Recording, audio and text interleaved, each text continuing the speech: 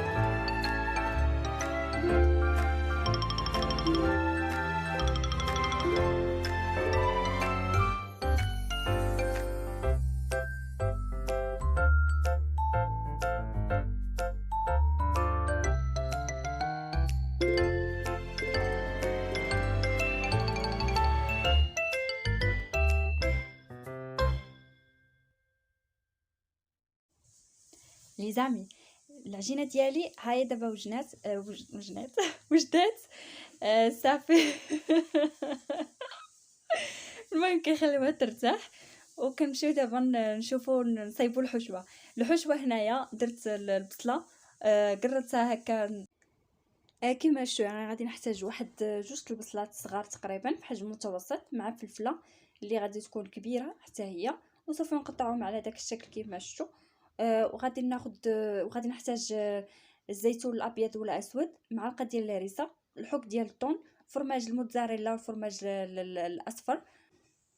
لاصوص كنحتاج واحد مطيشه تنحكها، ومع معلقه كبيره ديال صلصه الطماطم، شويه ديال الربيع والمعدنوس، شويه ديال البزار، شويه ديال الملحه، شويه ديال الزعتر، وصافي، وشويه ديال الزيت البلديه. كنخليها تشحر حتى هي مزيان، حتى طيب لينا ديك المطيشه صافي. من بعد كنطفي عليها. كذلك البصله والفلفله حتى هي مع شويه ديال الملحه، شويه ديال الزيت ديال الطون. الزيت ديال الطون غادي ناخذ الزيت ديال الطون اللي كيكون فيه. هنايا عندي هاد الطون هذا ما فيهش الزيت، فغادي ناخذ شويه ديال الزيت البلديه حتى هي، وغادي نضيفها على البصله والفلفله ديالي، شويه ديال البزار، شويه ديال الخرقوم، وصافي، والهريسه اللي قلت لكم. وغادي نخليوها حتى هي تشحر واحد شويه مزيان حتى البصله طيب لينا والفلفله طيب لينا، وصافي كنطفيو عليها، نخليو هادشي كامل يبرد، عاد نبداو نعمروا البيتزا ديالنا. اول حاجه كنديروا اللاصوص، ومن بعد كنديروا الحشوه، ومن بعد الطون، من بعد الموتزاريلا، من بعد هنايا الموتزاريلا اللي عندي راه ما عنديش فيها ما عنديش كتجي فيها هذيك الخيوط. انا ما عرفتش واش الموتزاريلا ماشي هي هذيك، ماشي دوريجين واقيلا. وصافي من بعد كندير الزيتون الابيض والزيتون الاسود، كندير الفرماج الاصفر هو الاخر. الصحه والعافيه وانتم كتشوفوا هاد لا فيديو هادو. شكرا لكم بزاف وتصبحوا على خير. ونتلاقاو في فيديو اخر ان شاء الله باذن الله. يلا تهلاو في ريوسكم وبصحه وراحه، الى اللقاء.